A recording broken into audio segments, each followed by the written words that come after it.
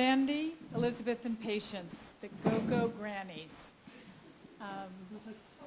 Wow. You know, my mom, who's an immigrant from Ireland, came to Cleveland, Ohio in the late 50s, said to me just about every day, tell me who your company is and I'll tell you who you are.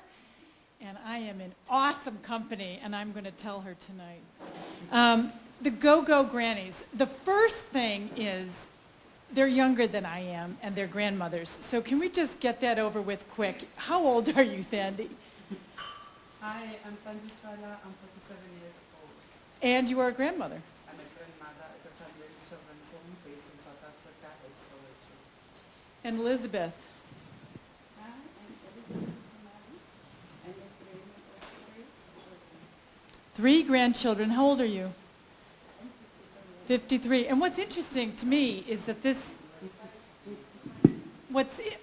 so Thandi's 47 and is a grandmother. Elizabeth's 53 and a grandmother. Patience? I'm Patience Mokgadi. I'm 57. I'm the oldest. 57 years of age. I have 2 adult children. The eldest is 36. He has 2 children, a 6-year-old and an 18-month-old. And what they were saying was it was so interesting that some of the people have children when they're 12. And so grandmothers can be and are a lot younger than I am. So Patience is going to begin and just tell us a little bit about this program. And I love the name Go-Go Grannies. And it actually means... Okay, Go-Go is it's a Zulu name, meaning grandmother. So it works on every level, because Go-Go is grandmother. So. Yes, yeah. So we are go-go-getters, as it were, here. We work for Joburg Child Welfare. Joburg Child Welfare is an organization in South Africa that works with children from marginalized societies, or marginalized children who are marginalized. Othandweni Children's Home, which is where we are resident or work for, is an arm, one of the residential facilities of child welfare. Othandweni, loose translation in English, means a place of love. That's what it means. And it is in Khumalo, in Soweto. I'm sure there isn't anybody who hasn't heard about the word Soweto, or the village or township called Soweto, anywhere in the world. It is in Khumalo, Soweto. It's about a 30 minutes walk to where our former President Nelson Mandela's first house is. So there's history there. It was established in 1984, and the program that we're going to be talking about, the Granny program, started in 2011. It is, we would say, this is the 4th year, but basically 3 years, because the first year was very, very, very little bit rocky, and we're still learning a lot from it. Patience, I'm just going to jump in here because there are 30 kids in this home, the place of love. And Thandi, do you want to talk about how they get there? How the children get there? And then we're going to talk about the stories about what the grandmothers do. Most of the children that came to that center, I'm not used to this, yeah? Unfortunately, sorry guys, I'm a Zulu girl who's not used to have this. It's like a ndugu ya baba. Our home got 90 children, but at Nazareth section we've got 30 children, where they come from different backgrounds. They are from vulnerable children, abused, neglected, others are orphans. So as they are 30 there in the center, we as Go-Go's, we were allocated 2 children. Each Go-Go work one-on-one with the child for 2 hours. So just to be clear, this one child she gets to have for 2 hours every day, Monday through Friday. And we are 15 grannies. But the magic of the story is... We started with 10 grannies in 2011, as my Patience was saying. By the magic that was done by this granny program progress, it came up whereby the management, the directors, and the sponsors who were there tried to enlarge it so that each and every child at the Nazareth section must have a Go-Go. So that's why we extended again and have another additional of 5 Go-Gos. Each Go-Go was given 2 children. Tell us a story about one of your children. In 2011, when I arrived, there was a daughter that was given to me by the name of Zintle. Zintle, when I arrived, they was a little bit shy, not talking. When I'm assisting children who are coming from school, from grade R up to grade 2, with their homeworks. When Zintle, usually when you are supposed to do the homework, Zintle will start being slower. Zintle doesn't want to write. At times the eyes will be starting like a person who wants to cry, will be busy, you know, avoiding to look at me.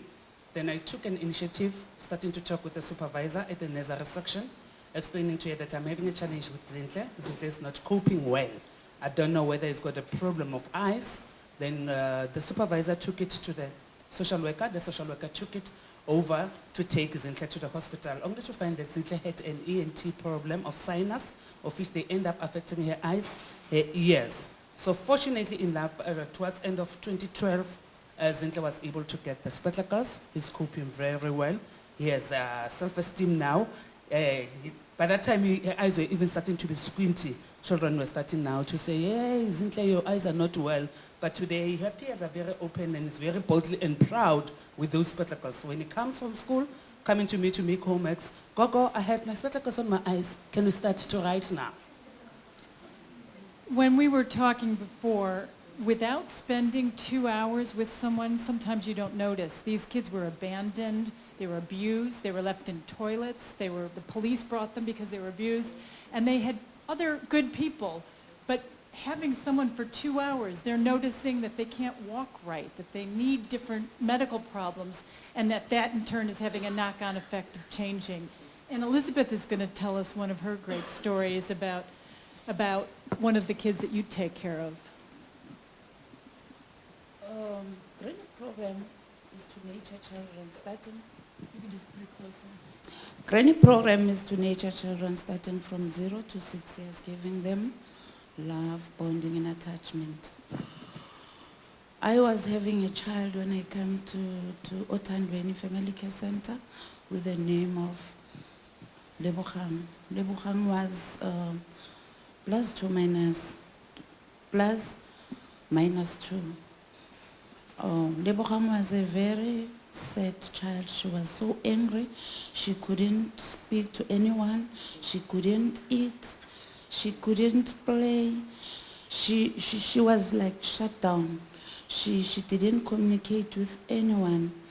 And when I came to her life, I start by giving her bonding and attachment. I start giving her love that she needs most. And Lebogang, she was a very happy child. Now she's been adopted, being very happy, communicating with everyone, talking, eating, playing. She was very happy. And I was very sad when she was adopted, but also happy because she was supposed to have a home. Yes. Patience is the social worker and that kind of oversees a lot of these things. And can you talk about when these isolated kids, these kids who've been marginalized, when they come first in, before they get the love here, some of them are angry. Tell me how you see the isolation and the marginalization come out. Okay. I think it is actually twofold. You find children who have experienced such social disconnect that upon your first interaction with a child, they are withdrawn, sad, blank, unwincing, and unemotional.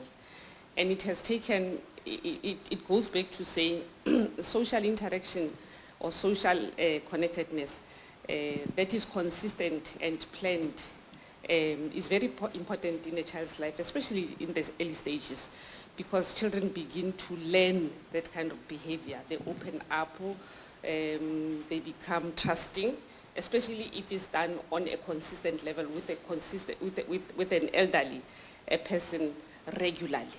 So I've seen children blossom from when they came in initially to be your child that looks like mine or ours that we find at home. I have a story about, I used to work at head office because I used to process children. Mothers would come and give in their children for adoption. There was this young girl who came from KZN, it's about 3 hours drive from Johannesburg. very young lady. She has just recently graduated, and she had an 18-month-old baby. And she had a relationship with a guy from Cameroon, almost the same age. And her parents disapproved of that relationship for whatever reasons. But then she fell pregnant again with a second child. And when she came through to me was to say, "Ma, there is no way that I can tell my parents about the fact that I'm pregnant again. It will kill them. I cannot. And I don't want to have an abortion because I have very strong Christian values. So the only way is to say, let me come to child welfare because I know that you guys deal with, you provide adoption services, and I know that this child at least will have a home." Now, normally you work with a person throughout their pregnancy just to try to explore other options because we say adoption is the last option. But I mean, it was like that up until the last time. And by the time I moved to Othandweni, the child was born, I placed the child at Othandweni. So I'm trying to say to you that I was exposed to a pre and post social connected process along this child's life. And one could see that a social disconnect at times starts intrauterine. Because not to me, it says even the umbilical cord doesn't feed the food only, the nutrients. It feeds emotions into a child. Because Mbali was this child who was very withdrawn and who was not thriving. And you could see that she has developmental legs, but she's refusing to do anything. It's like, my own mother didn't want me, why should I bother with you? That kind of thing.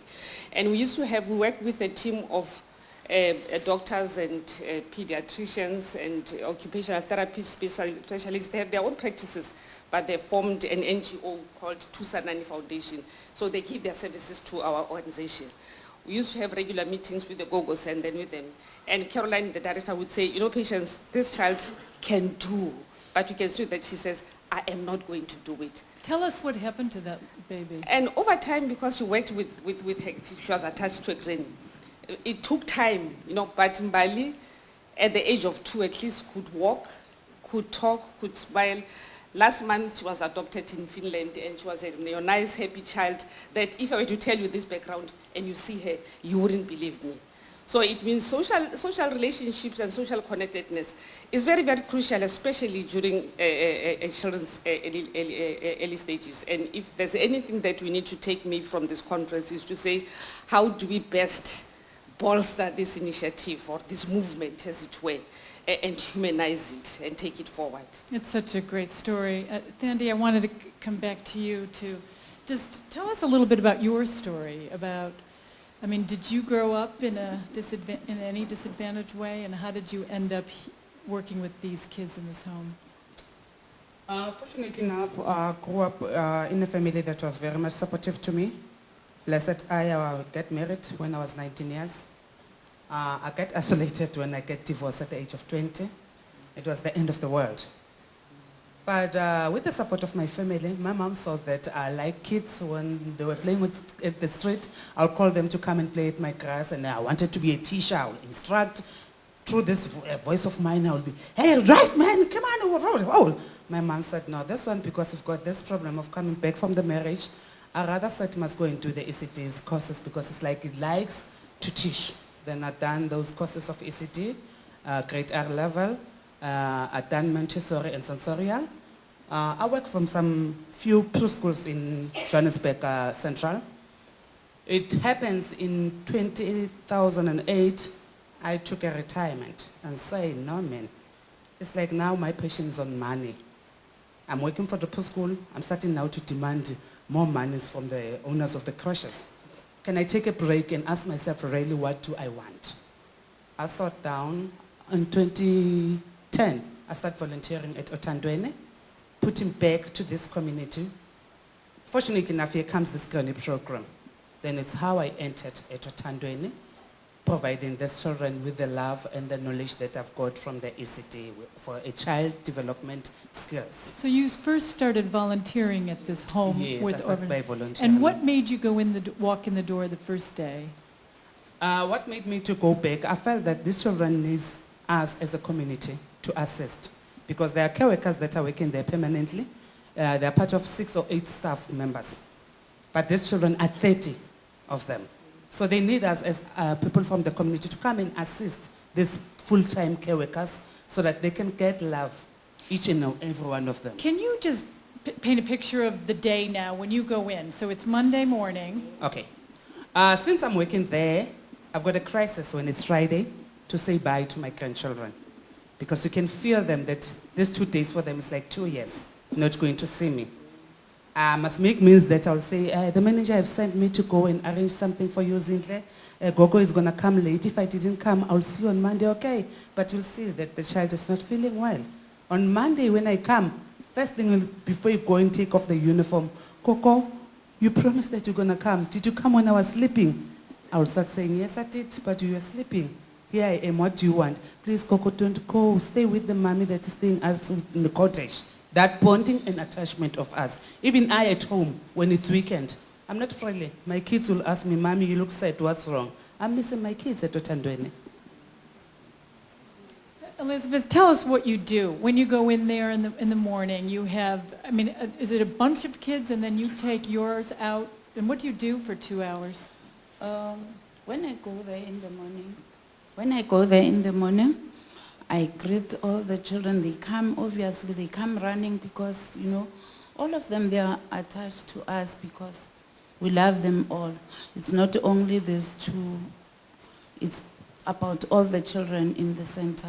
So they come running, greet, hi, Coco, you're looking smart today, you know.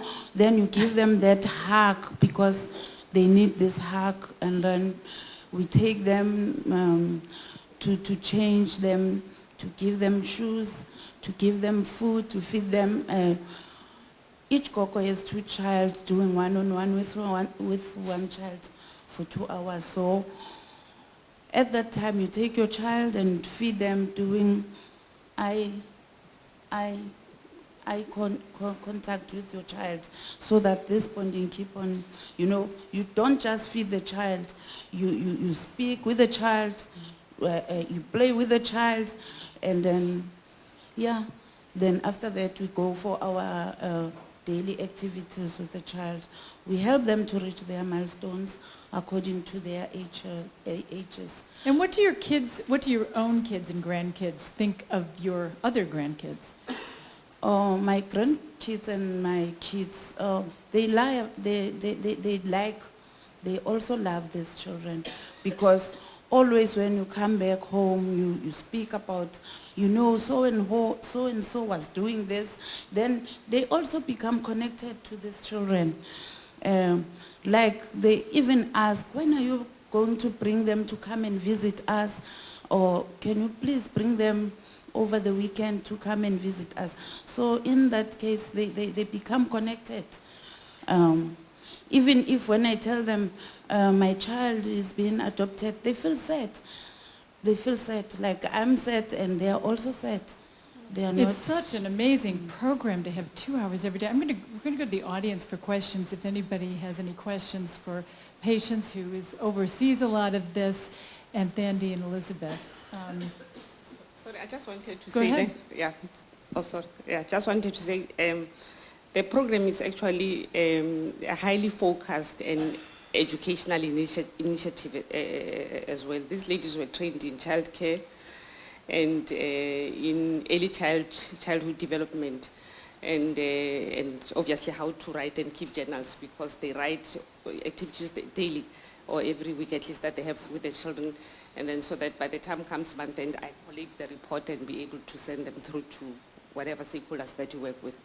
Now, focus is on 6 individualized developmental domains that are important, obviously, in child development, which is the cognitive skills, fine motor, gross motor, self-help, social and emotional. So it's not a program of bonding with the child for the sake of bonding. There's an educational attachment to it.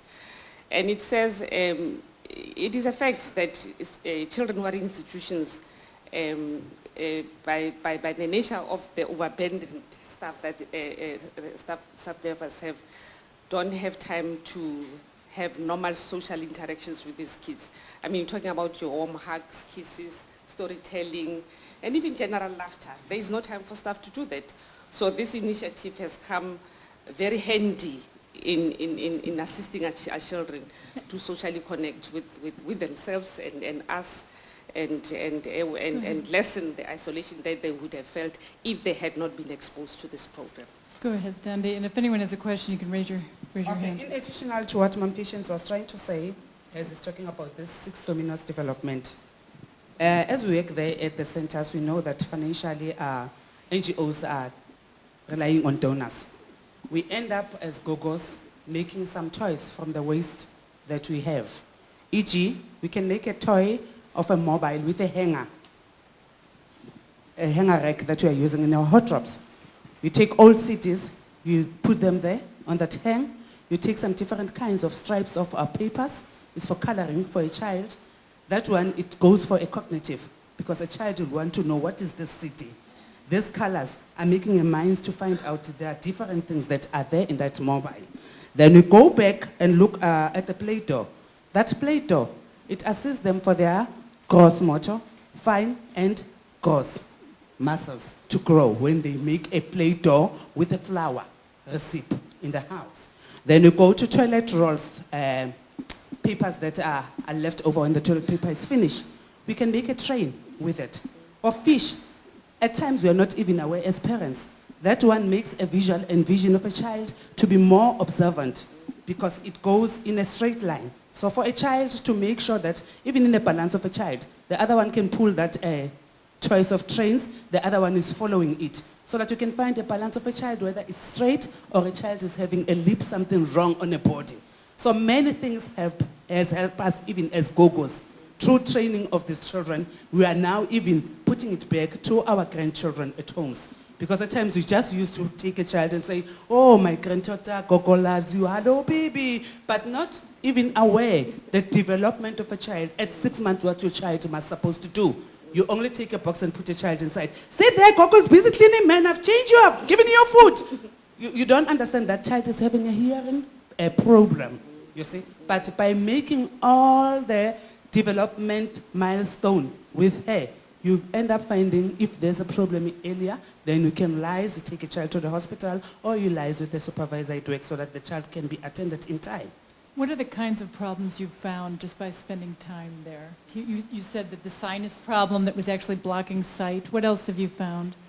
At times you'll find that the child, as Mom Patients have made it easy about Mbali, the child is not, say, is a little bit slower, but the child has this denial of not wanting to do something else. So you need there to find some psych to be involved so that the child, you can know as Gogo how to liaise with the child. You need not to be angry. You must go with his own pace so that he must come back to your theme and run with your rhymes as you want her to do something. Oh my God, I'm running with your rhymes. That's fantastic. Here we go. That's great. But it is time. I think the really fascinating and different thing here is the time they spend. I agree with that. My mic's not on, but has this program been replicated? Because to me, one of the beauties of this program is that there are not a lot of jobs that say, you know, must be over 50 and have worked at home or whatever the job requirement to be a grandmother. And as you said, it is an educational job, but I think it's wonderful because it's also providing meaning for your lives as well as meaning for the lives of the children. And I wonder if the government has stepped in to pick this up or it's been replicated in other places.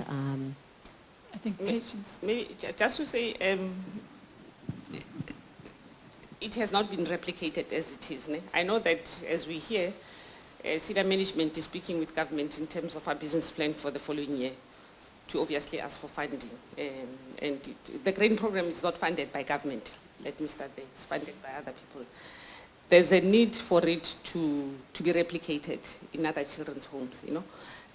Like child welfare, it's with Othandweni. We have another children's home, Princess Alice, and it has been identified as a home where we need to have the GRAIN program. But it hasn't. I think the fact that it was still testing new waters to see whether it will be working, and the fact that it's working wonders, obviously there's a need to replicate that, but it hasn't. But I we're just looking wanted to at add that. one thing on that. Because people are living longer and they're healthier, into their 70s is nothing anymore, and 80s is really not, that a variation of this is starting to take hold, but not in this way. Like they're doing literacy in the States, that they're trying to use the internet to match up people that have time who can teach others to read. But nothing to this extent that I've heard. But I think this is just the beginning of using people who are retired to help younger people. But we are running out of time. There's so much, but you're going to stay here. I just want to start very quickly and go through the line about how has this program changed your life? And then we'll end with you. Just quickly. I think basically with me, yes, I'm a social worker professionally, but I worked in the private sector for a long time for multinationals, marketing, communications, CSI. And I started in your conventional social work when I was younger, and I came back just a few years ago. And it has been very rewarding, maybe the fact that I'm older, to work with children and young people as well, especially the mothers, to understand where they come from, the issues that they face. Maybe if I was a social worker younger, then I wouldn't have been as non-judgmental as I am now. So it has assisted me Well, that's a interesting. lot. It's made you non-judgmental. Yes. Elizabeth, how has this work as a go-go changed you? It has changed me a lot in such a way. It has changed me a lot in such a way. I've experienced that Granny's love is pure and genuine because they have experience in life. And in that light, I feel that Granny program should be sponsored and supported further because the future of each country is in the hands of the youth. Well said. For me, it has opened my self-esteem more. I was starting to lose focus and balance. But since I was this granny, I'm a humble, understanding person, and I don't want anybody to feel any pain. It seems as if I did have, everybody could stay on my shoulders or sleep on them. So unfortunately, I don't have. But it has opened my peers and my self-esteem furthermore. Oh, well said. I don't want to feel anybody's pain. I don't want anyone to feel pain. Thank you. Another fantastic panel. Thanks to the Go-Go's. Thank you very much.